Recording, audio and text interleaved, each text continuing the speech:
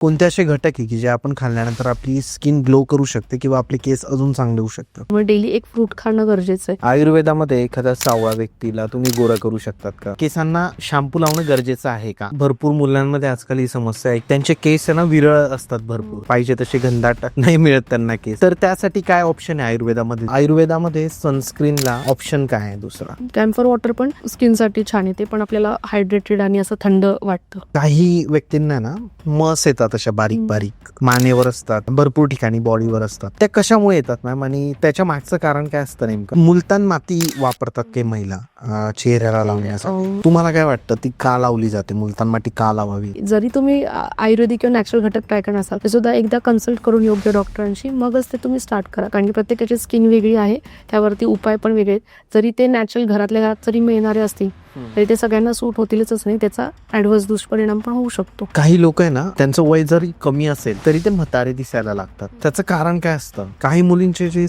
केस असतात ना ते फार रट असतात, तर मग त्या स्मूथनिंग करतात किंवा स्ट्रेटनिंग करतात. तुम्हाला काय वाटतं ते करणं गरजेचं आहे का? किंवा मग जर रट आहे तर मग आयुर्वेद काय सांगतं, काय केल्यानंतर ते स्मूथ होतील? जास्वंदाची फुलं आणि पानं ती पण कंडिशनर म्हणून छान काम करतात.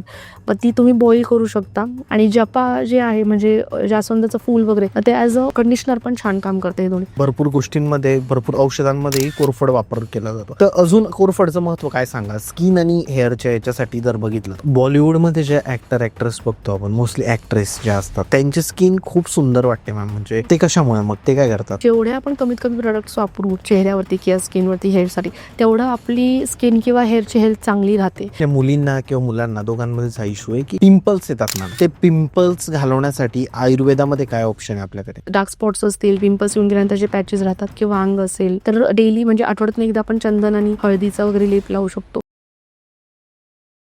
Hello guys and welcome to banter with Chetan. मित्रांनो, आज आपल्यासोबत आहे डॉक्टर प्राजक्ता गणेशवाडी मॅम. नमस्ते. नमस्ते. मित्रांनो, आपण भरपूर टॉपिकवर आजपर्यंत पॉडकास्ट केले, ज्यामध्ये ॲस्ट्रॉलॉजी येतं, शेअर मार्केट येतं, लीगल ॲडव्होकेट सोबत आपण पॉडकास्ट केले. आपण एक पॉडकास्ट केला होता जो होता डोळ्यांवर, आयुर्वेद आणि डोळे यांचा कसा संबंध असतो. तर आजचा आपला जो टॉपिक आहे तो आहे तुमची स्किन आणि तुमचे केस यांचा आयुर्वेदाशी कसा संबंध आहे. जर तुम्हाला तुमची स्किन ग्लो करायची आहे, तो जर तुम्हाला शेवटपर्यंत, तुम्ही म्हातारे म्हणतात तोपर्यंत तुमचे केस कंटिन्यू तसेच ठेवायचे असतील आणि जे तुमचे व्हाईट झालेले केस आहेत त्याला काळ करायचं असेल, या सगळ्या गोष्टींवर आज आपण मॅम सोबत चर्चा करणार आहे. तर मॅम, तुमचं पुन्हा एक वेळा स्वागत आहे आपल्या चॅनलवर. मॅम, तुम्ही कुठे प्रॅक्टिस करतात? ऍक्च्युली जे आयुर्वेदाची जी पूर्ण प्रॅक्टिस आहे ती तुम्ही कुठे करतात? नमस्कार, मी डॉक्टर प्राजक्ता गणेशवाडी. तर मी गेली 12 वर्षे कोल्हापूर येथे प्रॅक्टिस करते, प्युअर आयुर्वेदिक आणि पंचकर्म प्रॅक्टिस पण आहे. आणि स्किन आणि हेअर रिलेटेड गेली एक 5 वर्ष माझ्याकडे पेशंट फ्लो त्या रिलेटेड जास्त होता, त्यामुळे डिटेलमध्ये फक्त आयुर्वेदिक ट्रीटमेंट स्किन आणि हेअरवरती मी जास्त प्रॅक्टिस करते आणि मला त्याचे छान रिझल्ट्स पण मिळत आहेत पेशंट्समध्ये. मॅम, आपण सुरुवातीला जे आता बोलणार आहे की समजा त्वचा आणि केस याबद्दल, तर एक बेसिक क्वेश्चन आपण याच्यात कव्हर करू की म्हणजे जे लोकांना जे प्रश्न पडलेले असतात, तर त्याच प्रश्नांवर मी तुम्हाला विचारणार आहे आणि त्याची उत्तरं लोकांना अपेक्षित आहे. तर शॅम्पू लावतो आपण, तर तुम्हाला काय वाटतं की केसांना शॅम्पू लावणं गरजेचं आहे का? आयुर्वेदाचा जर संदर्भ देऊन तुम्ही बघितलं, केस आपली कशी हे होतात, घाण होतात किंवा काहींची केस खूप ऑइली होतात, ज्यांनी तेल लावलं नाही ते सुद्धा जास्त सीबम सिक्रेशन होतं आणि ऑइली स्काल्प होतो किंवा डॅन्ड्रफ असतो. त्यामुळे केस धुणं हे गरजेचं आहे, पण डेली जे केस काही जण धुतात, लोक धुतात, तर ते चुकीचं आहे. आणि गरम पाण्याने, खूप गरम पाणी असं वापरतात डोकं धुण्यासाठी वगैरे, तर ते पण चुकीचं आहे, कारण की केसांना उष्णता बिलकुल चालत नाही. त्यामुळे थंड कोमट पाणी वापरायला पाहिजे.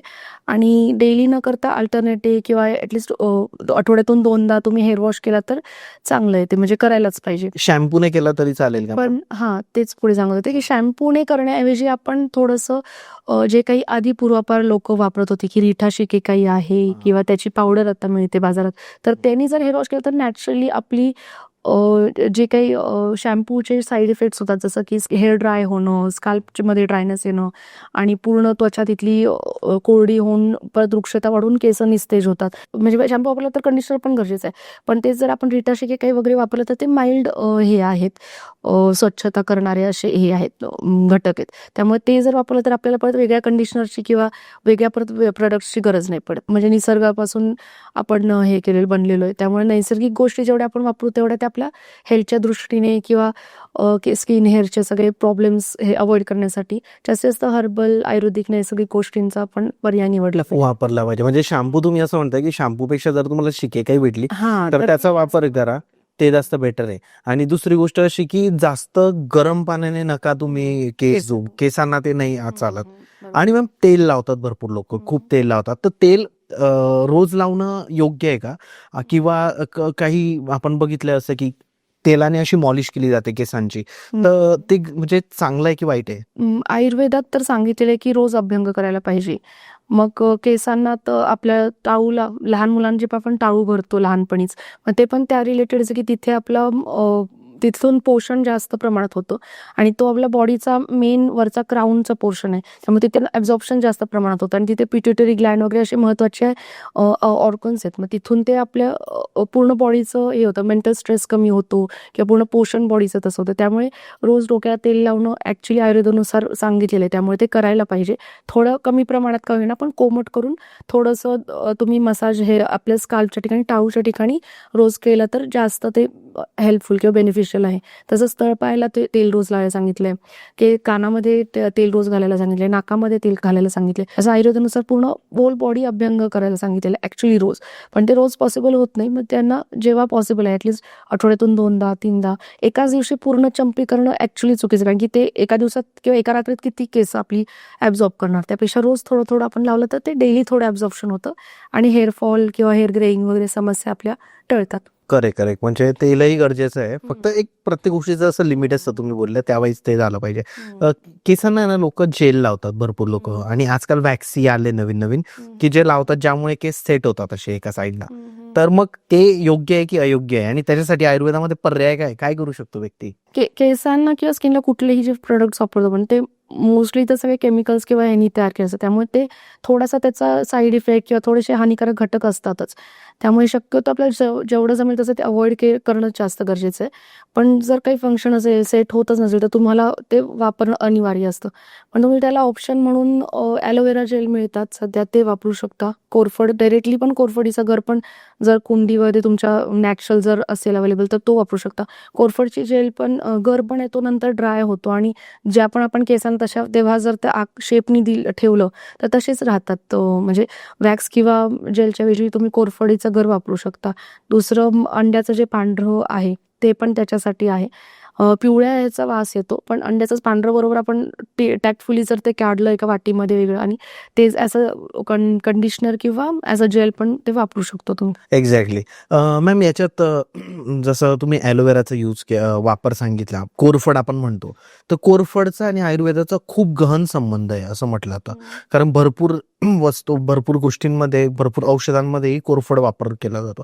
तर अजून कोरफडचं महत्व काय सांगा स्किन आणि हेअरच्या याच्यासाठी जर बघितलं तर? हेअरसाठी मेन म्हणजे डॅन्ड्रफ असेल तर कोरफडीचा गर जास्त उपयोगी होतो.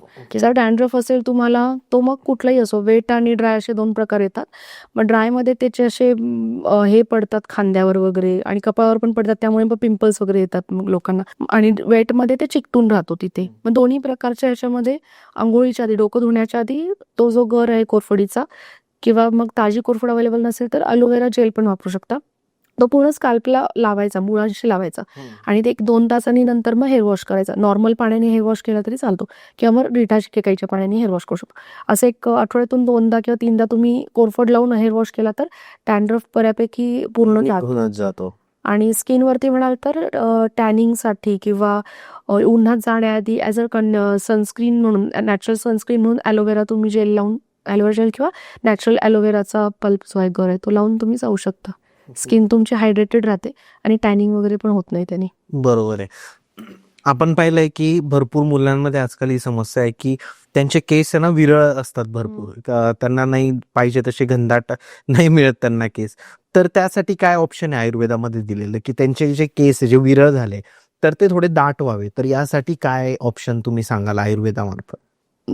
एकतर प्रत्येकाची काय ते प्रकृती, व्यक्ती तितक्या प्रकृती म्हणतात तसं, त्यामुळे प्रत्येकाची बॉडी कॉन्स्टिट्यूशन वेगळं आहे, प्रकृती वेगळी आहे. मग ती ॲक्च्युली तुम्हाला जर हेअरफॉल किंवा ह्याचे ट्रीटमेंट म्हणजे समस्या असतील आणि खूप जास्त सिव्हिअर हेअरफॉल असेल किंवा खूप जास्त प्रमाणात काही असे आजार असेल तर तुम्ही ॲक्च्युली कन्सल्ट करायला पाहिजे तज्ज्ञ डॉक्टरांकडून. आणि आयुर्वेदिक डॉक्टर्स कसं आम्ही करतो की आम्ही त्यांची नाडी वगैरे चेक करतो. मग त्यावरून आम्हाला लक्षात येतं की कोणत्या प्रकृतीचे किंवा कोणता दोष इम्बॅलन्स झालेला आहे. तसंच त्यांची आम्ही हिस्ट्री घेतो की काय काय त्यांच्या खाण्यापिण्यामध्ये, वागण्यामध्ये काय चुकीच्या गोष्टी येत आहेत. जसं की उदाहरण घेतलं तर बऱ्याचसे आता तरुण मुलांमध्ये पण हेअरफॉल वगैरे वाढलेला आहे. तर त्यांचं रात्री जागरण होत आहे. मग ते रील्स बघत असेल किंवा अभ्यास करण्यात असेल किंवा व्हिडिओज, वेब सिरीज बघण्यात असेल. म्हणजे ते अक्षरशः पहाटे झोपणारी पण काही व्यक्ती आहेत. मग असं जर लेट नाईट स्लीपिंग होत असेल आणि त्यामुळे जागरण होत असेल तर वात आणि पित्त दोष दोन्हीही इम्बॅलन्स होतात. मग ह्यानी काय होतं की हेअरफॉल होतो, हेअर ग्रेइंग स्टार्ट होतं आणि मग ते परत दुसऱ्या दिवशी पोट पण साफ नाही होत. नंतर दुसरा दिवस पण आपला सगळा असा ह्याच्यात जातो, डिझी असं जातो, फ्रेश नाही जात. मग त्यामुळे मग परत ते सगळं स्किन आणि हेअरवरती पण रिफ्लेक्ट होतं ते. आणि ह्या सगळ्या गोष्टींमध्ये परत वंध्यत्व वगैरे असे पण केसेस आढळतात. मग त्यामुळे ते आपण अशा गोष्टी आपण हिस्ट्रीमध्ये आम्हाला लक्षात येतात की पेशंटच्या काय चुकतंय. नंतर बोरचं पाणी पण आहे, ते केस धुण्यासाठी वापरलं किंवा अंघोळ करण्यासाठी वापरलं तर त्याच्यात क्षार जास्त असतात, ते हार्ड वॉटर असतं. तर त्याचा पण खूप ॲडव्हर्स इफेक्ट होतो की म्हणजे केस गळतात वगैरे. बोरचं पाणी बिलकुल वापरू नये. पण असं जर असेल तुमच्या वापरात तर मग त्यांनी पण केस गळतात. त्यामुळे ते केस गळण्यामागचं कारण शोधणं गरजेचं आहे. असं बघितलं जातं की कांद्याचा जो रस असतो तो जर लावला तर केस दाट होतात. हे खरं आहे आयुर्वेदामार्फत जर विचार केला तर? हां, असा डायरेक्ट रेफरन्स तर मला सापडलेला नाही. म्हणजे असे आमचं भरपूर ग्रंथ आहेत आणि त्याच्यात भरपूर असं स्कॅटर्ड आहे कुठे सगळीकडे नॉलेज म्हणजे प्रत्येक ह्याचं. मग काही फक्त केसांचे रिलेटेड खालित्य पालित्य म्हणून हे दिलेले आहेत, टॉपिक्स दिलेले आहेत. पालित्य म्हणजे केस पांढरे होणे आणि खालित्य म्हणजे गळणे. मग त्याच्यामध्ये कांद्याच्या रसांमध्ये ग्रोथ हार्मोन असतो. त्यामुळे मग कांद्यामध्येच. मग त्यामुळे त्याचं कांद्याची सालं तुम्ही एखाद्या पाण्यात घातली आणि ते पाणी तुम्ही हेअर वॉशसाठी वापरलं किंवा डिरेक्टलीच कांदा पूर्ण क्रश करून त्याचा पल्प लावला, पण तो डोळ्यांना खूप आपल्याला हे होतं, इरिटेट करतं. त्याच्या कांद्याच्या वॉटरचं ऑप्शन जरा बेटर आहे. मग ते आपण नियमित केलं तर त्याचा रिझल्ट मिळतो तसा पेशंट्सला. किंवा बरेचसे माझ्या ओळखीच्या लोकांनी केलेला आहे प्रयोग तर मिळतो. मग मला वाटतं ते ग्रोथ फॅक्टर त्यांच्यामध्ये आहे कांद्यामध्ये, त्यामुळे त्याचा रिझल्ट मिळतो. त्यामुळे होतो. बट त्याचे थोडे साईड इफेक्ट्स पण आहे, जसं तुम्ही बोलले की डोळ्यांना आगाग होते आणि ते दुसरं म्हणजे की मी एक वेळेस केलं होतं हे, त्यांना स्मेल उरतो भरपूर दिवस ते कांदा तर ते पण चांगलं. परत एखादा चांगला नाव कधी स्मेल असणारा हे वापरायला पाहिजे किंवा हे वापरायला पाहिजे. चेहऱ्याचा जर विचार केला आणि सगळ्यात म्हणजे असं म्हटलं जातं की एखाद्याचे डोळे सुंदर असतील तर त्या व्यक्तीचा चेहरा तेवढा रेखीव बनतो. तर काजळ लावलं जातं डोळ्यांना, तर ते योग्य आहे की अयोग्य आहे? आयुर्वेदामध्ये काजळ रोज लावायला सांगितलं. ॲक्च्युली अंजन म्हणतात त्याला. तर काजळचं शब्दच असं झालं की काजळीपासून तयार होतो तो. म्हणजे कोणताही आपण दिवा लावतो आणि त्याच्यावरती उलटी ताट किंवा वाटी ठेवतो आणि त्याच्यावरती जे काही काळं तयार होतं ते काजळ असतं. मग त्याच्यामध्ये ॲलोवेराच हे जेल म्हणजे गर किंवा तूप, गाईचं तूप वगैरे मिक्स करून ती काजळी आपण एखाद्या डब्यात भरून ठेवतो आणि ती ॲज अ नॅचरल अंजन किंवा काजळ म्हणून पूर्वीची लोक वापरायची. आणि आयुर्वेदात असे पण आहे की आठवड्यातून एकदा पाणी डोळ्यातून स्त्राव होण्यासाठीचे अशा पद्धतीचे पण काजळ चांगले आहेत. विरांजन, रसांजन अशा नावाचे सांगितले. ते दारू हळदपासून म्हणजे हळदीपासून तयार केलेले वगैरे आहेत. तर आठवड्यातून एकदा आपल्या डोळ्यातली घाण निघून जावी आणि डोळे स्वच्छ राहावे यासाठी ते स्त्राव येणारे असे काजळ आहेत. आणि नेहमी वापरण्यासाठी नॅचरल कुठलेही त्रिफळा तूप लावलेला दिवा किंवा ह्याचा गाईच्या तुपाचा दिवा, त्याच्यापासून जी काजळी तयार होते ती तुम्ही रेग्युलर काजळ म्हणून वापरू शकता. त्याने डोळ्यांना निश्चितच थंडावा निर्माण होतो आणि थोडंसं हायड्रेशन आणि चांगला इफेक्ट होतो काजळाचा डोळ्यांना. पण काजळासोबतच आणखी पण बरेचसे हे सांगितलेले आहेत, डोळ्यांच्या रसक्रिया आहेत, म्हणजे प्रोसिजर्स आहेत काही पण ते तुम्हाला त्या आयुर्वेदिक डॉक्टर्सकडे जाऊन करायला लागतात.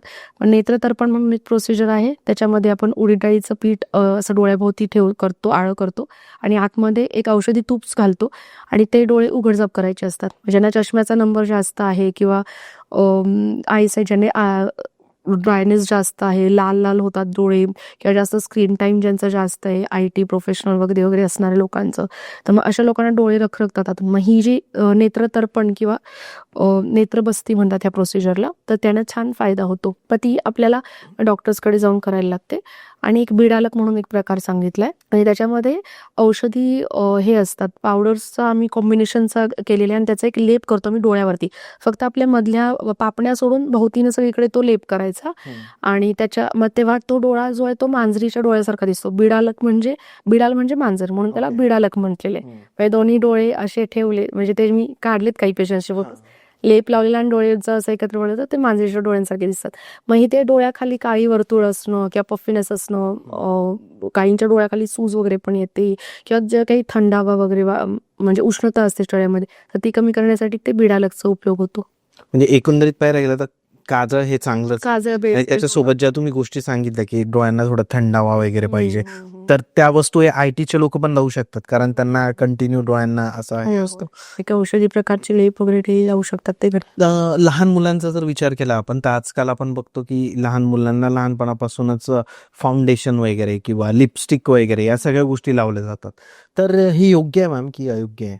जनरली 16व्या वर्षापर्यंत कुठलेही स्किन प्रोडक्ट्स वगैरे लावू नये किंवा हेअर प्रोडक्ट्स पण कारण की किंवा मेकअप पण करू नये कारण की त्याच्यामध्ये किंवा कुठले स्किन ट्रीटमेंट्स कारण की 16व्या वर्षापर्यंत आपले स्किनची हे होत असते ग्रोथ होत असते आणि नॅचरली त्यांच्यामध्ये हे असतं चेंजेस होत चेंजेस होत असतात आणि इन्फेक्शन कुठलेही होत नाही. ते सुकुमार त्वचा असते मेन म्हणजे खूप नाजूक त्वचा असते त्यामुळे तुम्ही काही लावलं तर त्याचा ॲडव्हर्स इफेक्ट होऊ शकतो.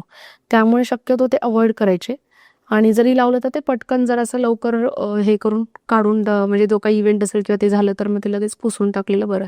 ओके. लिपस्टिक लावतात म्हणजे आता तुम्ही लावली आय थिंक थोडी. आता खूप पॉडकास्ट करायचं तर रेग्युलर लिपस्टिक लावणं गरजेचं आहे का की तसं नाही? काही गरज नाही ऍक्च्युली लिपस्टिक लावण्याची कारण मी पण डेली नाही लावत.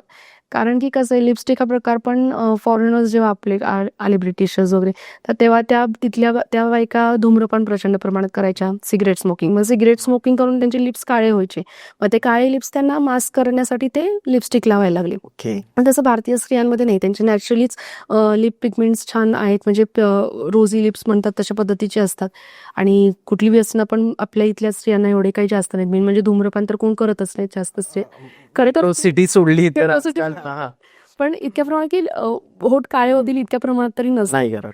मग त्यामुळे जर तुमचे नॅचरली ओठ चांगले असतील तर एखादा नैसर्गिक लिप बाम किंवा शतधौतकृत किंवा नॅचरल हे असतात तूप नुसतं गाईचं तूप जरी रोज लावलं तरी पुरेसं आहे ते.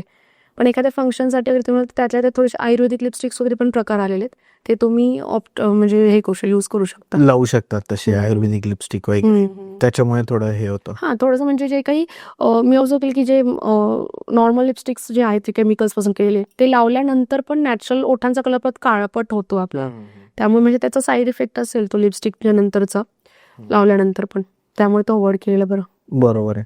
आयुर्वेदामध्ये एखाद्या सावळा व्यक्तीला तुम्ही गोरा करू शकतात का? नाही आयुर्वेदात एक 4 प्रकारचे वर्ण सांगितलेले म्हणजे शाव अवदात गौरवर्ण असे तर मग जो काही जन्मतः जो व्यक्तीचा मूळ रंग आहे तो आपण नाही चेंज करू शकत फक्त 1 शेड लाईटर करू शकतो समजा नंतर काही टॅनिंग झाली असेल किंवा खूप कुठल्या तरी संपर्कात आले असेल कुठल्या तरी त्यांच्या ते केमिकल्सच्या किंवा ज्याच्यामुळे त्वचेवरती आघात झाला आणि रंग बदललाय तर आपण तो नॉर्मल कलर करू शकतो किंवा उजळ करू शकतो पण ऍक्च्युली एवढं काही फेअर स्किन करणं किंवा हे असं पॉसिबल नाहीये पण 1 शेड लाईटर होऊ शकते नक्कीच. पण ॲलोपॅथीमध्ये तसा विषय आलेला आहे का आपण जे करू शकतो बट ते केमिकलचा यूज असेल? हा ते आता एक ग्लुटाथिओन म्हणून एक आहे मेडिसिन तर ते सलाईन मधून देतात आणि त्याचे हे असतात सेटिंग्स असतात मग त्यांनी थोडंसं 1 शेड लाईटर येते आपल्या स्किनची पण ती टेम्पररी असते म्हणजे जो काही इव्हेंट असेल त्याच्या आधी 1-2-3 महिने ते करायला लागतात सेटिंग्स दर आठवड्यातून 1-2दा असं ते सलाईनच्या मग ते पूर्ण बॉडीमध्ये आपल्या ते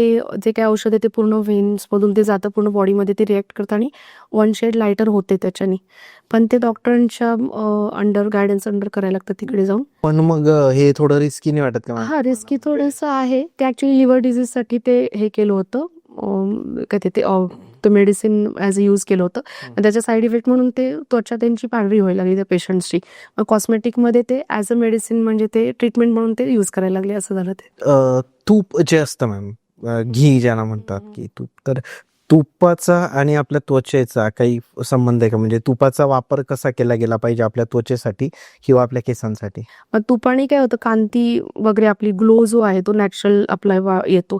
मग आयुर्वेदात एक औषधी तूप पण एक प्रकारे सांगलेले गौरी अधिकृत म्हणून. मग गौरी म्हणजे हळद. मग हळद हे कंटेंट असलेलं ते तूप आहे.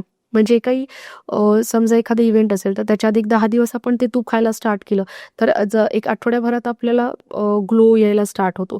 कारण की ती म्हण पण आहे, पी हळद आणि हो गोरी असं. म्हणजे आपण जेवढं हळद किंवा अशा गोष्टी जे वर्णीय गोष्टी आहेत त्या आपण इनटेक केल्या किंवा वरून पण लावल्या तर त्याचा रिझल्ट म्हणजे दिसतो ग्लो येण्यासाठी वगैरे. आणि एक लावण्यासाठी नॅचरल मॉइश्चरायझर एक आहे आयुर्वेदात, ते म्हणजे शतधौत घृत. म्हणजे 100 वेळा गाईचं तूप धुतलेलं असतं ते पाण्याने. ते घोटायचं असतं. अशी तांब्याची ताम्हण किंवा परात असते त्याच्यामध्ये ते तूप घालून असं ते फक्त वरती परत एखाद्या तांब्याच्या वाटीने असं घोटायचं.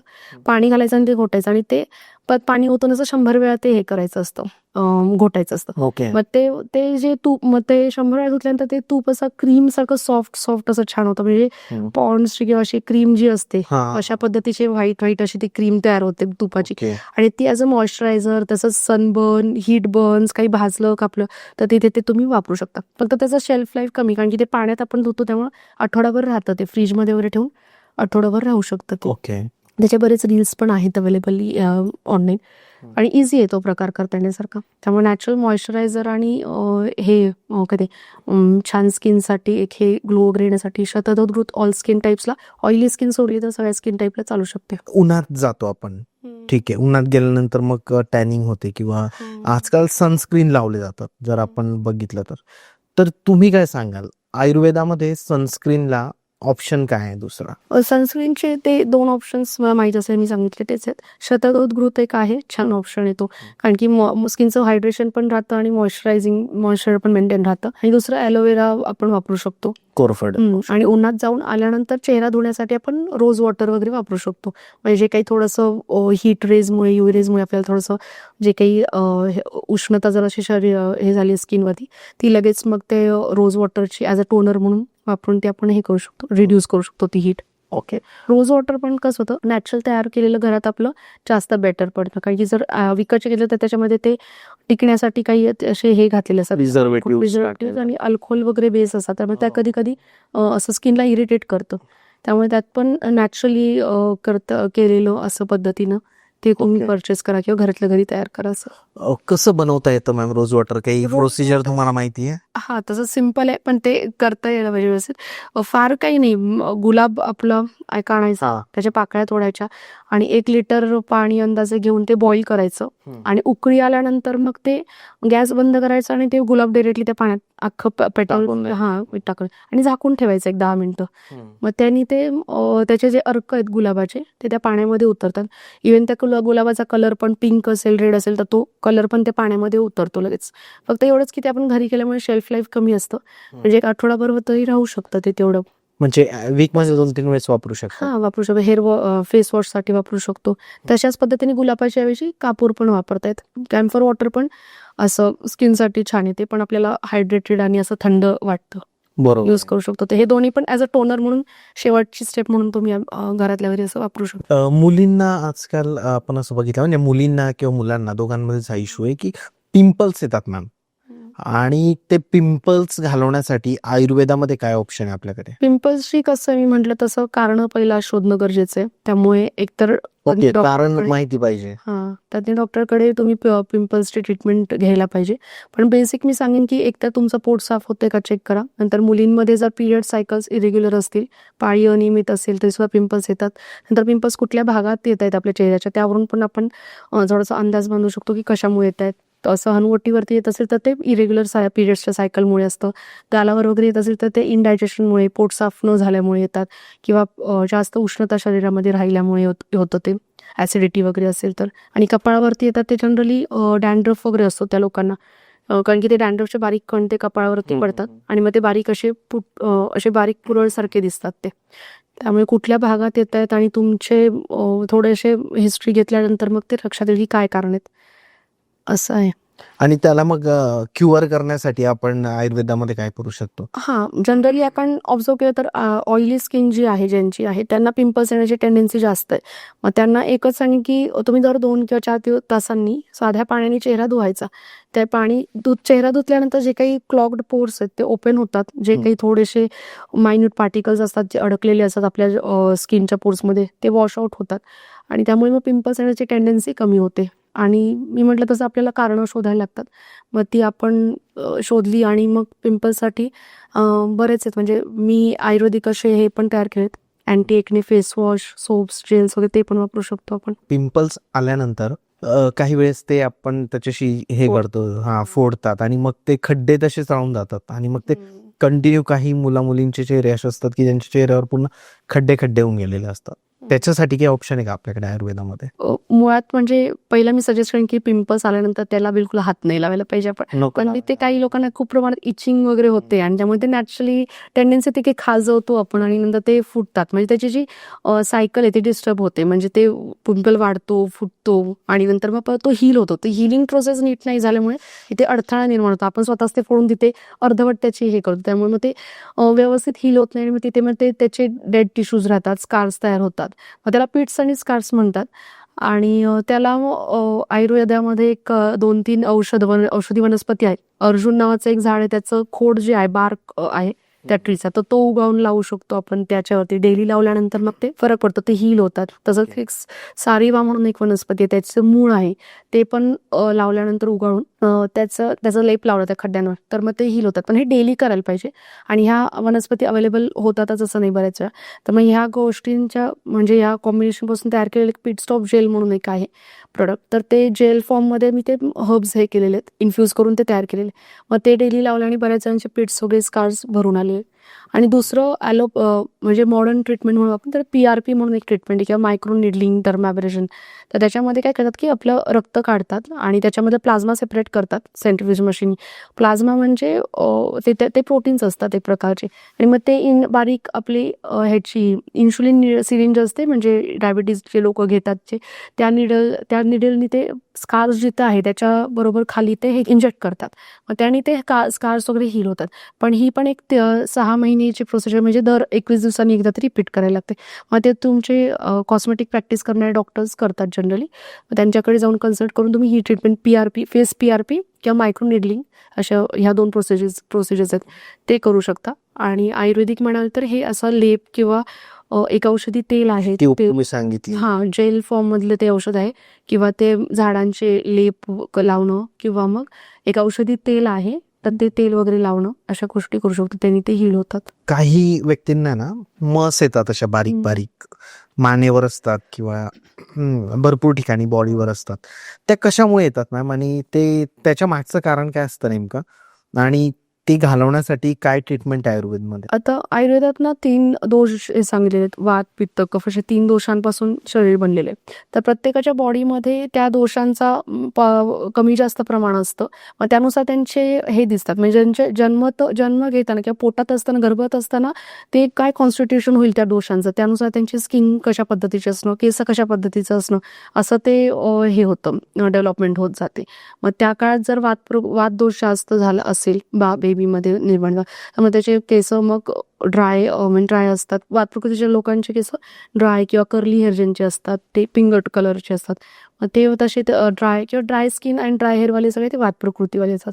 तसंच ज्यांची उन्हात गेल्यावरती त्वचा लाल होते आणि अगदी सेन्सिटिव्ह असते, ते पित्तदोष त्यांच्यामुळे जास्त असतात किंवा पित्तदोष प्रकृतीच्या लोकांमध्ये असतात. मग ते आणि अशा पित्तवाल्याच्या लोकांमध्ये हे मस किंवा वांग किंवा अशा पद्धतीचे हे जास्त दिसतात नंतर ॲज डिझीज म्हणून स्वरूपामध्ये. आणि नॅचरली पण त्यांच्या बॉडीची टेंडन्सी असते की बारीक असतातच, ते जन्मता पण असतात, मोठे झाल्यावरती ते थोडे वाढतात. आणि कफ प्रकृतीचे म्हणजे नॉर्मल स्किन, म्हणजे सगळं बॅलन्समध्ये असतं त्यांच्या, जास्त ऑइली नाही, जास्त ड्राय नाही अशी. मग हे मस किंवा तीळ किंवा हे आहेत ना, जामखीळ म्हणतात ते, तर त्याला एक काही क्षार म्हणून एक आहेत आयुर्वेदात, क्षारापासून तयार केलेलं एक तेल वगैरे आहे, तर ते लावलं तर मग तिथले ते जळून निघून जातात. डिरेक्टली क्षारची पावडर पण मिळते, ती पण तिथे लावू शकतो, पण ते डॉक्टरच्या गायडन्स अंडरच करायला पाहिजे. आणि अग्निकर्म म्हणून एक प्रकार आहे, म्हणजे ते आम्ही जाळतो कॉटरायझेशन म्हणतात त्याला, ओके. किंवा आयुर्वेदात अग्निकर्म म्हटलेले. म्हणजे ते प्रोब्स असतात किंवा अग्निकर्ममध्ये आम्ही हे असतात बारीक असे धातूचे हे असतात, टोकदार असं हे असतं, छोटे खिळे किंवा निडल टाईप असं. हा, मग ते आपण गरम करून बरोबर त्या पॉइंटला, म्हणजे जिथे चामखीळ आहे तिथे तीळ आहे तिथे आपण टच केलं तर ते बर्न होऊन जातात. ओके. मग त्याला जाळून टाकणं एक प्रकारे, मग ते अग्निकर्मनी असो कॉटरायझेशननी असो हेच ऑप्शन आहे. आणि तयार न आणि रक्ताची दृष्टी असेल तरी ते तयार होतात. मग त्यामुळे रक्तशुद्धीकर अशी औषधं घेणं हे तुम्ही करू शकता. म्हणजे ब्लड क्लिन्झिंग झाल्यानंतर या गोष्टी होत नाही जास्त करून. नवीन तरी तयार होणार आहेत ते ह्या अशा पद्धतीने जाळून वगैरे काढल्या मग क्षार आपण कारण निघतं पण ते, असं नाही की अग्निकर्म करू शकतो. बरोबर. मॅम, आपण बघतो की काही व्यक्तींची मान जी असते ना ती अशी काळी झालेली असते, तर ती कशामुळे होते? मान काळी होणं ह्याला एक नायग्रा अल्बिकन्स अशी टर्म आहे. तर ते काय होतं की 2 कंडिशन्समध्ये होतं. जर तुम्ही पहिला तर असं जर सुरुवात झाली असेल तर आपलं शुगर लेवल चेक करून घ्यायला पाहिजे आणि इन्शुलिन चेक करायला पाहिजे. तर ते प्री डायबेटिक कंडिशनमध्ये पण दिसतं. म्हणजे जर तुमच्या अनुवंशिक तुमच्या घरात जर शुगरचे पेशंट्स असतील तर तुम्हाला शुगर होण्याच्या आधी ते ॲज अ सिम्पटम म्हणून लक्षण स्वरूपामध्ये ते मान काळी होणं असं दिसतं. आणि इन्शुलिन रेझिस्टन्स म्हणजे शरीरामध्ये इन्शुलिनचं जास्त प्रमाणात हे होतं, स्राव होतो आणि ते इन्शुलिन जे आहे ते तिथल्या मानेच्या ठिकाणच्या किंवा कुठल्याही त्वचेच्या कोपऱ्याच्या ठिकाणची त्वचा असेल तिथले ते सेल्सला स्टिम्युलेट करतं जास्त प्रमाणात वाढण्यासाठी, आणि मग तिथले ते डार्क वेल्वेटी कलरचे असे पॅचेस तयार होतात. मग अशा वेळी तुम्हाला मी म्हटलं तसं पहिला तर आपल्याला ब्लड चेकअप करायला पाहिजे, आणि सेकंडली रेमेडी त्याच्यासाठी अशी आहे की आयुर्वेदात की तिथलं स्क्रबिंग करायला पाहिजे. आपल्याला जे काही एक्सेस लेअर आहे डेड स्किन, तो वरचा ब्लॅक झाला तो काढून टाकायचा. त्याच्यामध्ये ॲज अ स्क्रब तुम्ही मसूर डाळीचं किंवा बेसनचं पीठ वापरू शकता.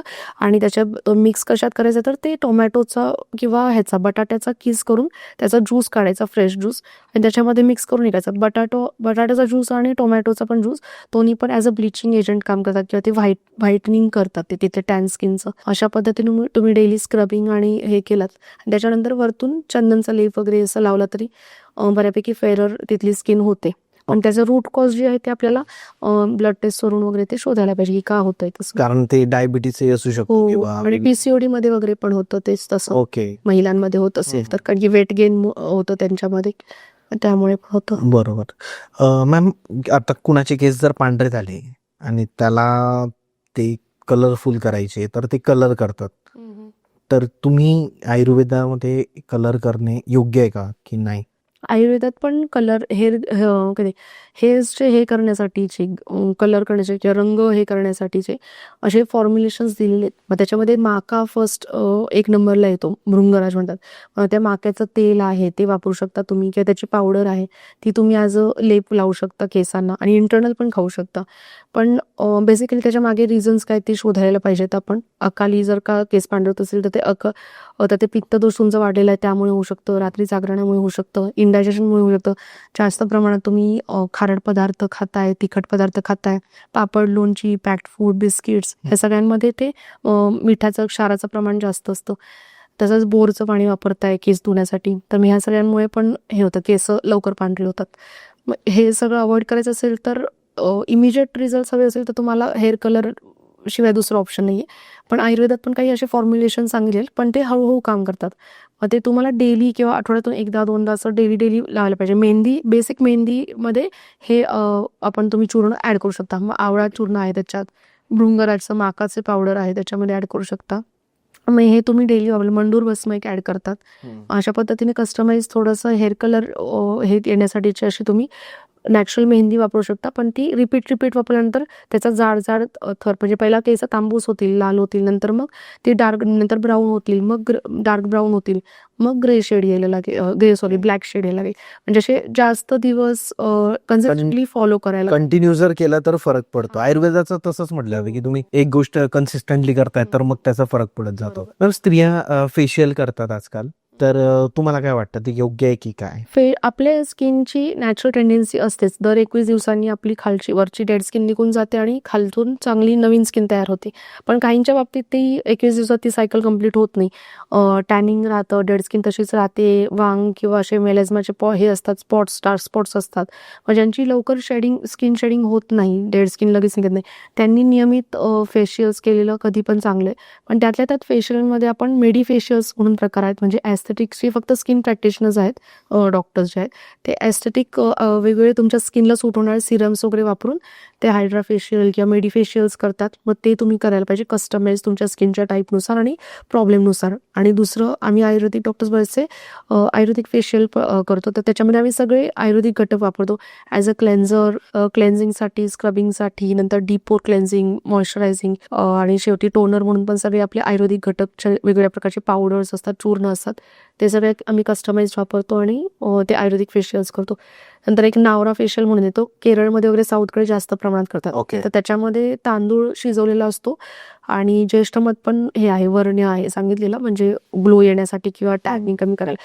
मग ज्येष्ठमधच्या काढ्यामध्ये तो तांदूळ हे करायचं, ती तांदूळ शिजवलेली पुरचुंडी तयार करायची, भिजवायची आणि ती चेहऱ्यावरती हे करतो आपण, म्हणजे त्यांनी साध्या पाण्याच्या स्टीमच्या ऐवजी ती गरम ह्यानी शेक देतो आपण चेहऱ्याला. आणि त्याच्या आधी ॲज अ मॉइश्चरायझर आपण शतदोत ग्रूथ किंवा कुंकुमादी तेल वगैरे मसाजसाठी, म्हणजे मसाज क्रीम म्हणून आपण ते वापरलेलं असतं. अशा पद्धतीने नावरा फेशियल पण एक छान वेगळा प्रकार आहे, तो पण आयुर्वेदिक डॉक्टर्स करतात. तर ते तुमच्या स्किन टाईपनुसार, विंकल्ससाठी किंवा सॅगिंग स्किन असेल. एक आता माझी लांबची पेशंट होती बेंगालची, आणि मी ते पुरचुंड्या छोट्या तयार करून दिल्या होत्या. मग नंतर फक्त तिला तिथे हे करायच्या होत्या, बॉईल करून नुसता ते लावायच्या होत्या. तर ते 1 महिन्याभरात तिची इथली ओठाखालची इथली स्किन वगैरे अशी सॅगिंग झाली होती. एज पण मला 50+ होतं तिचं. ओके. मग ते तिने डेली तिथल्या, म्हणजे मी सांगितलेलं इन्स्ट्रक्शन्सनुसार घरच्या घरी केलं आणि नंतरचा परत 1 महिन्याभराचा फोटो काढला, तर ते पूर्ण नॉर्मल झाली होती. ओके. कारण की तांदळामुळे जी स्टार्च असतं किंवा ती जी हे करण्याची क्षमता आहे ना, सोप हां, करून हां. घेते. ते त्यांनी श्रिंकिंग वगैरे होतं आणि छान अँटी विंकल किंवा सॅगिंग स्किनसाठी तांदळाचं पाणी किंवा हे असे तांदूळाचे हे केलेल्या पुरचुंड्या आहेत ना, ते आपण वापरू शकतो. आयुर्वेदामध्ये जे तुम्ही आता फेशियल सांगितलं, मग हे नॉर्मल ब्युटिशियन्स नाही करू शकत, हे डॉक्टर करू शकतात हे फेशियल?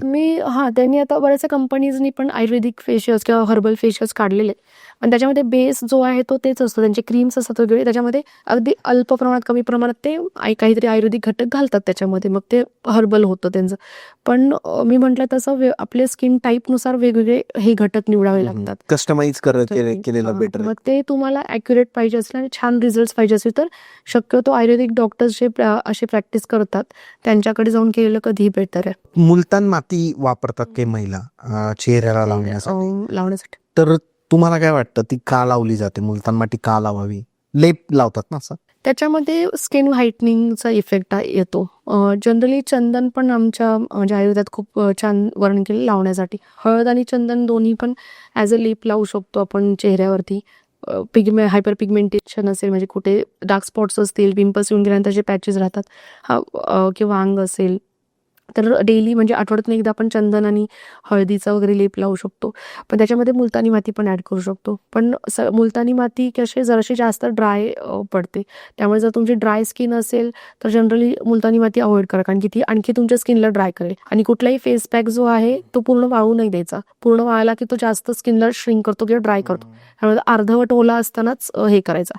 पण तो फेस पॅक किंवा लेप किती प्रमाणात लावायचा हे पण आयुर्वेदात सांगितलेलं आहे. त्यामुळे तो अगदी आपल्या बोटाच्या अर्धा बोटा एवढाच असं लावायला सांगितलेलं आहे.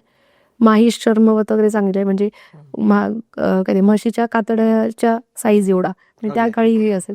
हां. ते आता लोकांना लक्षात येईल की म्हशीचं कातड केवढं नाही लक्षात येणार, पण अंदाजे एक अगदी एक फाईन लेअर आपण लावू शकतो. आपण जे जेवण करतो रोज, आपण जे वस्तू जेवतो, त्याचा आपल्या स्किनवर किंवा आपल्या केसांवर परिणाम होतो का? आणि कोणते असे घटक आहे की जे आपण खाल्ल्यानंतर आपली स्किन ग्लो करू शकते किंवा आपले केस अजून चांगले होऊ शकतात?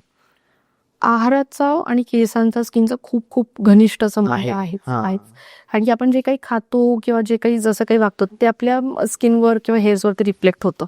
त्यामुळे आपण पूर्ण काय ते समतोल आहार, षड्रसात्मक आहार सांगितलेला आयुर्वेदात, आणि सुरुवात कधी गोडापासून सांगितलेले, गोड पदार्थ पहिला खावेत आयुर्वेदानुसार, आणि शेवटात ताक किंवा दह्याने करतात, म्हणजे कषाय रसाचं असतं ते.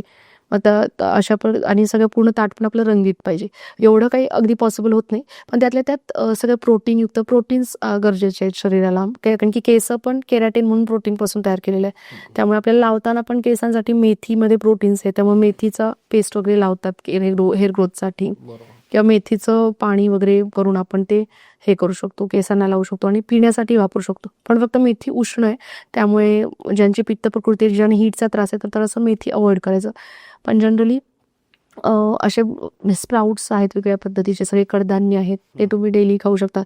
आणि स्किन चांगली होण्यासाठी डेली जे सीझनल फळं आहेत, त्यामुळे डेली एक फ्रूट खाणं गरजेचं आहे. त्याच्यामध्ये सगळे व्हायटॅमिन्स आणि मिनरल्स सगळे मिळतात, त्यामुळे ते आणि ऑक्सिडेशन मेन होतं स्किनचं. जे काही डल होते, टॅन होते स्किन का, तर ते ऑक्सिडेशन होण्यासाठी चांगल्या पद्धतीने अँटीऑक्सिडंट्स शरीरात तयार होण्यासाठी आपल्याला हे इनटेक करणं गरजेचं आहे. मग आवळा खूप छान काम करतं त्या ठिकाणी. नंतर हे सगळे आपले सिट्रस फूड्स आहेत किंवा बरेचसे कॉस्मेटिक प्रॅक्टिस करणारे डॉक्टर्स, त्याची गोळी पण मिळते व्हिटॅमिन सीची, ती देतात.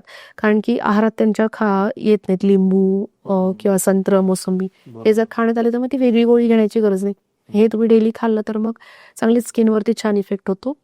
आणि मेन म्हणजे पाणी तुम्ही डेली पिणं गरजेचं आहे योग्य प्रमाणात. कारण की मग ते पाणी पण जरी कमी पिलं तर मग आपल्याला असं थकवा येतो किंवा स्किन ड्राय होते, डिहायड्रेशनचे हे दिसतात. आणि रसधातू सांगितलेला आयुर्वेदात, मग तो बॅलन्स करण्यासाठी ही फळं, पाणी वगैरे पिणं गरजेचं आहे योग्य प्रमाणात. हे सगळं केलं तर मग स्किन ग्लो करू शकते आणि आपले केस पण चांगले असू शकतात. होय होय. काही लोकांना ड्रिंक्स म्हणजे अल्कोहोल कन्झम्पशनचं एक व्यसन असतं, किंवा व्यसननी पण ते करतात नॉर्मली, ठीक आहे, किंवा स्मोकिंग करतात. तर याचा आपल्या बॉडीवर, आपल्या त्वचेवर आणि आपल्या केसांवर परिणाम होतो का? हो, निश्चितच कुठलीही व्यसनं ही वाईटच आहेत, शरीराला ती अपायकारकच आहेत. त्यात पण तुम्ही जर असं मर्यादित करत असाल तर ते ठीक आहे, पण जास्त अतिप्रमाणात जर व्यसन कुठली असेल, म्हणजे साधं चहा कॉफीही जास्त प्रमाणात पिणं हे पण एक प्रकारचं व्यसनच आहे. त्यामुळे अति प्रमाणात कुठलीही गोष्ट आयुर्वेदानुसार सांगितली म्हणजे करू नये असं सांगितलंय. ती तुम्ही कुठली एक्सेसमध्ये करताय, जरी ती चांगली गोष्ट असेल तरी ते, म्हणजे सध्या एक्झाम्पल लिंबू पाणीचं घेऊया, की लिंबू पाणी पण तुम्ही जास्त प्रमाणात रोजच सकाळ संध्याकाळी लिंबू पाणी पिते. लिंबू चांगला आता मी कुठेतरी बघितलं तर लिंबू चांगला आहे आपल्या स्किनला, पण जास्त सर्दी खोकला सर्दी खोकला होईल आणि ते क्षारता निर्माण करेल, म्हणजे ड्राय हे करेल शरीरात, पण तुमच्या परत काय ते साईड इफेक्ट म्हणाल त्याचा होऊ शकतो. असा स्किन ड्रायनेस किंवा ॲसिडिटी किंवा अशा पद्धतीचे हे गोष्टी होऊ शकतात. तर त्यामुळे मग जे काही ते समतोल किंवा योग्य प्रमाणात, आणि जरी तुम्ही आयुर्वेदिक किंवा नॅचरल घटक ट्राय करणार असाल तर सुद्धा एकदा कन्सल्ट करून योग्य डॉक्टरांशी मगच ते तुम्ही स्टार्ट करा. कारण की प्रत्येकाची स्किन वेगळी आहे, त्यावरती उपाय पण वेगळे आहेत.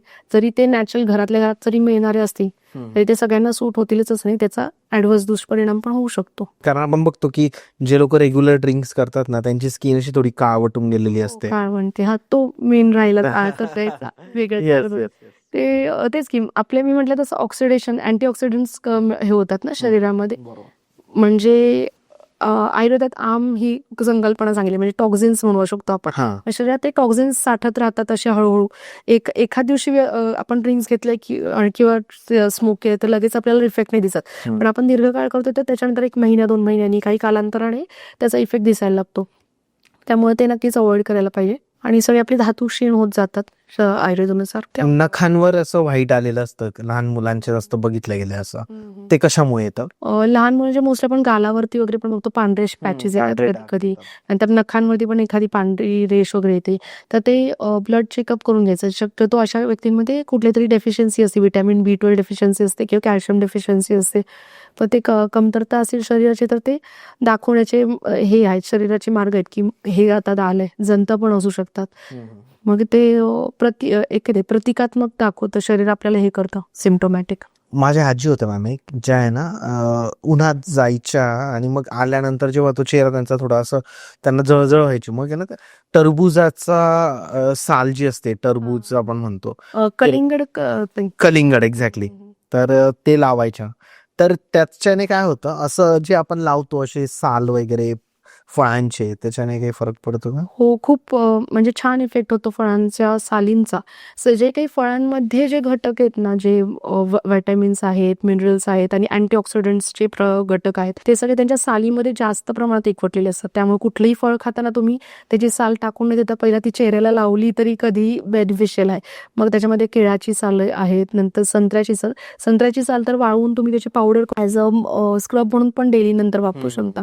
ॲज अ स्क्रबिंग किंवा ते नॅचरल स्क्रबर म्हणून पण काम करू शकतं ते संत्र्याची साल. आणि ते व्हिटॅमिन सी युक्त आहे, त्यामुळे ते आपल्याला लावल्यानंतर पण आपल्याला असं ग्लो पण येतो आणि चेहरा आपला असं हे वाटतं, फ्रेशनेस वाटतं आपल्याला असं छान. नंतर पपई आहे, टॅनिंग किंवा ज्यांची खूपच काळवंडलेली त्वचा आहे तर पपईच्या सालीने किंवा पपईचा गर पण लावला तरी बरंचसं टॅनिंग निघून जातं. किंवा तुम्हाला ते लक्षात पण येतं की तिथली जी काळी त्वचा आहे बऱ्याच वेळ तिथं घासलं ती आपण साल किंवा गर आणि ते मुरवायचं आतमध्ये त्या स्किनच्या, तर मग तिथलं लगेचच आपल्याला ग्लो पण किंवा तो टॅनिंग काळवटलेली त्वचा पूर्ण नॉर्मल कलरची झालेली लगेच दिसते ओके. साल हे करताना. आणि मग ते मुरल्यानंतर मग तिचं जे ॲब्झॉर्ब होतं त्यातले घटक तसे ते व्हिटॅमिन्स आणि हे पण ॲब्झॉर्ब होतात स्किनमध्ये. आणि मग त्याचं नंतर मग ते साध्या पाण्याने वॉश करून टाकायचं. त्यामुळे कुठलेही सगळे जे फ्रुट्स आहेत ना ते सगळ्यांचे हे साली आपण निश्चितच इम्पॉर्टंट आहे त्या साली. फक्त ऑइली ॲक्ने असेल चेहऱ्याला तर मग ते शक्यतो अवॉइड करायचे, कारण की केळ्याच्या सालीने वगैरे ॲक्ने जास्त आणखी वाढू शकतं.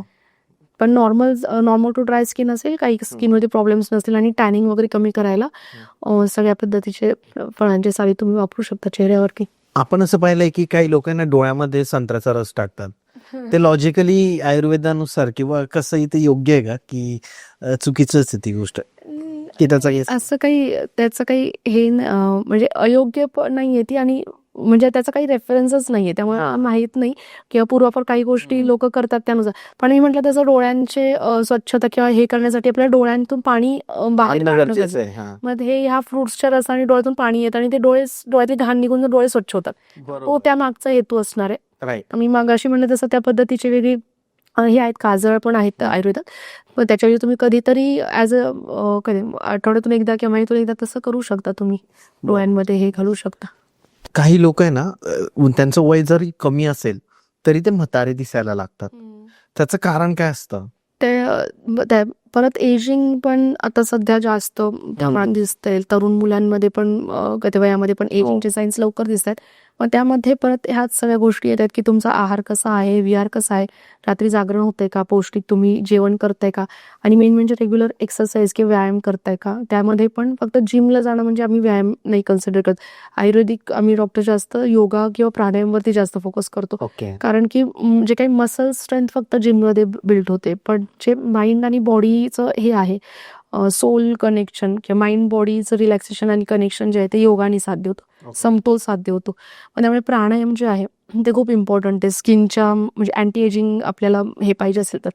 मग त्यामध्ये अनुलोम विलोम प्राणायाम आहे, नुसताच लॉंग श्वास डीप ब्रिथिंग आहे. हे तुम्ही डेली केलं तर काय होतं की जेणेकरून ऑक्सिजन जास्त प्रमाणात आपल्या बॉडीमध्ये लंग्समध्ये जाईल, तिथून प्रत्येक पेशीमध्ये ते ऑक्सिजन चे लेवल्स योग्य प्रमाणात. आपण नॉर्मल खूप कमी, दीर्घ श्वसन खूप कमी करतो किंवा बघितलं तर कासव सगळ्यात जास्त वर्ष जगतं, कारण की ते खूप स्लो श्वास घेतो. श्वास पर मिनिट श्वास रेट त्याचा खूप हे आहे, कमी आहे. आणि जे फास्ट श्वास घेतात ते प्राणी लवकर मरतात. त्यामुळे म्हणजे हे एक उदाहरण आहे की सेल्स बॉडीमध्ये जे दीर्घकाळ आपल्याला त्यांना तरुण ठेवायचं असेल किंवा लॉंग टर्म त्यांचं हेल्दीनेस टिकवायचं असेल तर मग ते ऑक्सिजन जास्त प्रमाणात शरीरात जाणं गरजेचं आहे आणि ते प्राणायाम थ्रू जाणं गरजेचं आहे, म्हणजे साध्य होणार. आणि सेकंडली हे सगळे ऑक्सिडेटिव्ह जे फूड्स आहेत जसं की आवळा, संत्र वगैरे, हे सगळे ह्या पदार्थांमधून ते साध्य होतं. काही लोकांना ना वांग येतात असे, म्हणजे पॅचेस असतात चेहऱ्यावर, ते कशामुळे होतं आणि त्याला काय करू शकतो आपण ऑब्झर्व केलं तर वांग हे कुठल्या एजमध्ये येतात ते आपण ऑब्झर्व केलं तर लक्षात येतं की 40 नंतरच्या ज्या महिला आहेत मोस्टली त्यांना ते तशा पद्धतीने बटरफ्लाय पॅचेस येतात, म्हणजे नाकाच्या दोन्ही बाजूनी गालावरती फक्त एवढ्या प्रमाणात ते वांग येतात. तर वांग म्हणजे काय होतं, ते तिथले जे मेलॅनिन सेल्स आहेत, जे रंगकण आहेत त्वचेमधले, ते जास्त हे होतात, स्टिम्युलेट होतात आणि जे जास्त प्रमाणात रंगकण तिथे तयार करतात. त्यामुळे उन्हात वगैरे गेल्यानंतर परत ते वांगचं हे जास्त होतं, कारण की मेलॅनिन हे सनलाईट एक्सपोजरने परत जास्त स्टिम्युलेट होतं, जास्त सिक्रेट होतात. त्यामुळे अशा व्यक्तींनी शक्यतो सनलाईट अवॉइड करावी. आणि मेन म्हणजे तो 40 नंतर मेनोपॉज जेव्हा जवळ येतो तेव्हा दिसतं महिलांमध्ये. त्यामुळे हॉर्मोनचे टेस्ट करून घेणं आणि हॉर्मोन बॅलन्स करणं एखादा तज्ञ डॉक्टरांना दाखवून हे जरी केलं तरी बऱ्यापैकी त्यांचं वांग कमी होतं. आणि त्याच्यात घरगुती उपाय म्हणाल तर जायफळ किंवा दालचिनी असते आणि एक साहण घ्यायचं, आपण त्याच्यात दूध घालायचं त्याच्यावरती, साहाणवरती किंवा त्या दगडावरती, चपट्या दगडावरती, आणि जायफळ किंवा दालचिनी उगाळायचं आणि त्याची जी पेस्ट तयार होईल ती फक्त त्या वांगच्या त्या डार्क पॅचवरती, डार्क पॅचवरती लावायचं. बाजूच्या स्किनला ते लागू द्यायचं नाही, कारण की जायफळ आणि दालचिनी खूप असे हे जराशे स्ट्रॉंग आहेत थोडेसे, म्हणजे ते जाऊ शकतात बाजूच्या स्किनला. त्यामुळे फक्त, आणि ह्याच्या मागे उद्देश काय, तर तिथली डेड स्किन काढून टाकायची आपण हे जायफळ किंवा हे वापरून. मग हे नियमित केलं तरी बऱ्यापैकी तिथला वांगचा जो डार्क शेड ती लाईटर शेड होत जाते. पण त्याच्या मागचं रिझन आपल्याला शोधून काढून ते क्युअर करणं गरजेचं आहे. जसं की म्हणलं जसं हॉर्मोनल इम्बॅलन्स असेल तर तो नॉर्मल करणं गरजेचं आहे. बॉलिवूडमध्ये जे ऍक्ट्रेस बघतो आपण, मोस्टली ऍक्ट्रेस ज्या असतात, तर त्यांची स्किन खूप सुंदर वाटते मॅम. म्हणजे असं म्हणतो ना आपण की एकदम काहीच नसतं प्रॉब्लेम. ते कशामुळे, मग ते काय करतात? मी असे मताचे की जेवढे आपण कमीत कमी प्रोडक्ट्स वापरू चेहऱ्यावरती किंवा स्किनवरती, हेअरसाठी, तेवढं आपली स्किन किंवा हेअरची हेल्थ चांगली राहते. फॉर एक्झाम्पल तुझी तर स्किन छान आहे, तू काय वापरतोस मला सांग स्किन? मी तर काहीच नाही वापरत मॅम. हा, मग पावडर पण नाही आणि मग तेच उत्तर आहे. मी पण माझ्या डेली लाईफमध्ये पावडर नाही वापरते. जास्तीत जास्त हर्बल आयुर्वेदिक जास्त यूज करण्याचा प्रयत्न करते. तर तेच त्या मागचं हे आहे. म्हणजे आपल्याला, म्हणजे कुठलंही बघून आपण त्याचं अनुकरण करणं चुकीचं आहे. आपली स्किन टाईप किंवा आपली त्यांची राहण्याची हे वेगळी आहे, ते AC मध्ये असतात किंवा त्यांचे हे वेगळे आहेत, लाईफस्टाईल वेगळी आहे, आपली वेगळी आहे. त्यांच्यासारखी आणि त्यांच्यानी आपली स्किन कधीच कम्पेअर होऊ शकत नाही किंवा करू पण नाही. आणि दुसरं म्हणजे, आणि काहीच न लावणं हे जास्त बेस्ट ऑप्शन आहे जर आपल्याला नॅचरल स्किन छान राहील. आणि त्यांची जी तू म्हणतोस की स्किन अशी छान कशी असते, तर ते आपल्याला माहित नसतं. ते त्या मागे ती आपल्याला दिसते कॅमेऱ्यासमोर त्यांची ती एक स्किन, पण त्याच्या मागे किती त्यांच्या मेकअपचे थर आहेत ते आपण नाही सांगू शकत. वगैरे पण भरपूर. हा, त्यांचा डेली मेकअप असतोच. म्हणजे नॉर्मल कुठलाही ऍक्टर की ऍक्ट्रेस तुम्हाला विदाऊट मेकअप सापडणारच नाही. जो काही आपल्याला वाटतं की जो मेकअप नाही, तो पण त्यांचा लाईट मेकअप असतो ऑलरेडी.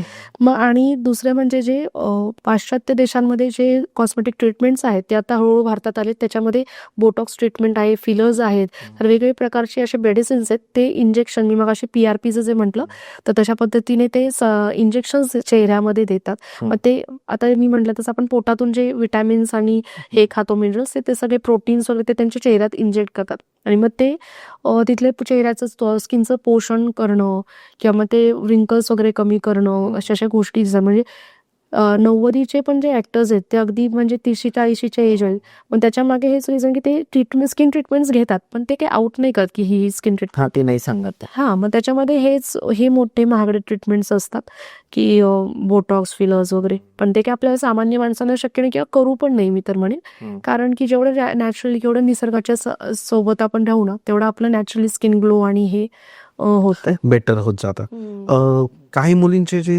केस असतात ना, ते फार रट असतात, तर मग त्या स्मूथनिंग करतात किंवा स्ट्रेटनिंग करतात.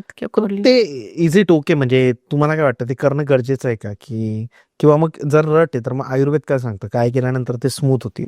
जनरली मी म्हटलं तसं जन्मताच प्रत्येकाची केस किंवा त्वचा ही देवाने तयार केली असते, त्यांच्या प्रकृतीनुसार ती असते. पण ज्यांचे कर्ली हेअर आहे त्यांना क्रेज असते की माझे स्ट्रेट पाहिजे, पण त्यांच्या प्रकृतीनुसार ते तसे झालेले असतात. मग ॲज अ चेंज म्हणून तुम्हाला कधीतरी करायला हरकत नाही, पण फ्रिक्वेंटली ते करू नये. पण हेअरसाठी मी म्हटलं तसं कुठल्याही उष्ण गोष्टी चालत नाही. पण जेव्हा आपण स्ट्रेटनिंग करतो किंवा कर्ल्स करतो तेव्हा ते गरमच, ते मशीन जे असतं ते गरम वरून ते प्रेस करतात किंवा एका केसांमधलं जे शाफ्ट आहे किंवा ते इजा पोचते, आपल्याला दिसत नाही ती, कारण की नंतर ते परत वेगवेगळे क्रीम्स आणि हे लावतात आणि त्यामुळे त्याला सिल्की ठेवतात ते केसांना. पण जे मूळ त्याचा पोत आहे तो बिघडतो मुळात केसांचा. हेअर कलरिंगने असेल, हेअरवरचे जे काही ट्रीटमेंट्स करतोय आपण त्याच्यानी मूळ केसांचा हे नॅचरल जी हे आहे ना केसांची, ती कमी होत जाते. आणि त्यामुळे मग त्याचे दुष्परिणाम दिसायला लागतात. मग नॅचरल तुम्हाला ह्यामध्ये कंडिशनिंग तुम्हाला पाहिजे असेल तर मध खूप छान नॅचरल कंडिशनर आहे. मध लावू शकतो का मॅम केसांना? मुली लावू शकतो? डिरेक्टली नाही लावायचं ते ॲज अ कंडिशनर, कारण की कधी कधी मधाने पण हेअर व्हाईट वगैरे होतात काही काहींचे. त्यामुळे एक्सेस ते पण मुळांना नाही लावायचं. फक्त 1 चमचा 1 मग पाण्यामध्ये हेअर वॉश झाल्यानंतर तेवढाच घालायचा मध, आणि चांगलं मिक्स करून ते ॲज अ कंडिशनर म्हणून आपण फक्त तो मग केसांवरती हे करू शकतो. 1 मग तो ओतायचा. मग तो नॅचरल कंडिशनर म्हणून काम करतो. नंतर जास्वंद जे आहे, जास्वंदाची फुलं आणि पानं ती पण कंडिशनर म्हणून छान काम करतात. मग ती तुम्ही बॉईल करू शकता. जास्वंदीचं झाड असेल तुमच्याकडे तर जवळ, किंवा आणून कुंडीत वगैरे लावू शकता.